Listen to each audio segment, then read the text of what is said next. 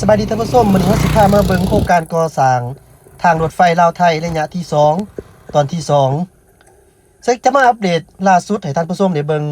ในปัจจุบันนี้เห็นได้ว่ามีความคืบหน้าไปทั้งหลายๆอย่างด้วยกันท่านผู้ชม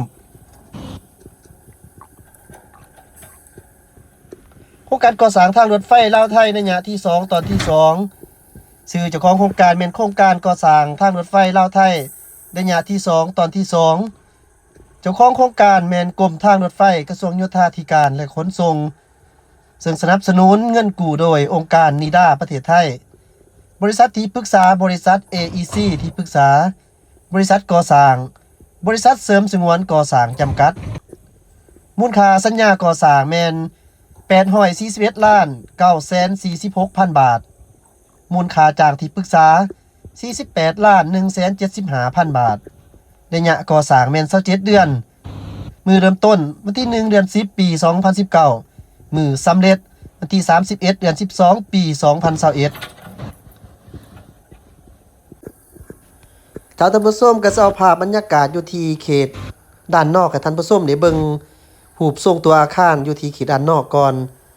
แล้วก่อนที่เฮาจะบินโดรนเบิ่งภาพมุมสูงในช่วงตอนนี้แม่นเป็นช่วงที่ยามฝนกับอากาศบรรยากาศค่อนข้างครึมๆแน่แต่ว่าก็เห็นได้ถึงพนักงานหรือว่าไอ้น้องกรรมกรวิชาการเขาเจ้าก็ได้มาเฮ็ดเวียกอย่างปกติตามที่เฮาเบิ่งนี่ก็ได้หลายกว่า 7-80% แล้วเจ้าท่านผู้ชมส่วนว่าระบบรางแม่นจะอยู่อีกส่วนเบื้องหนึ่งจากตอนนี้เฮาก็อยู่ที่เบื้องข้างทางขาเข้าซึ่งว่ามุ่งหน้ามาแต่เส้นทางฐานะแรงเจ้าก็คือสถานีที่1แม่นฐานะแรงต่อไปก็แม่นเป็นบอนสถานีประเภทพวกรับสินค้าเครื่องของวัสดุต่างๆหรือว่าเป็นประเภทสินค้าก็แม่นจะอยู่ที่สถานีรถไฟฐานะแรง1แต่ว่านี่แม่นจะเป็นสถานีผู้โดยสารหมายความว่าถ้าเฮามาแต่หนองคาย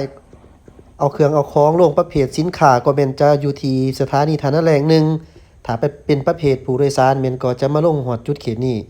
แล้วออกจากสถานีคำสวัสดิ์ตัวนี้ก็แม่นว่าออกจากตัวเมืองมาหาสถานีคำสวัสดิ์นี่ก็บ่ไกลท่านผู้ชมประมาณ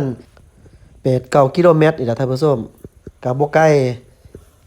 แล้วก็ใกล้ๆกับเขตเศรษฐกิจพิเศษบึงถาดหลวงส่วนรางรถไฟอยู่บ่อนนี้มีอยู่ประมาณ5เส้นทาง4-5เส้นทางเป็นแล้วสร้างรถไฟขาออกขาเข้าจากท่านผู้ชมวันนี้เป็นการอัปเดตล่าสุดสำหรับโครงการก่อสร้างสถานีรถไฟและเส้นทางรถไฟลาวไทยแห่งที่2อยู่ที่เขตบ้านคำสวัสดิ์เมืองไส้เศรษฐานครหลวงวิงจันทน์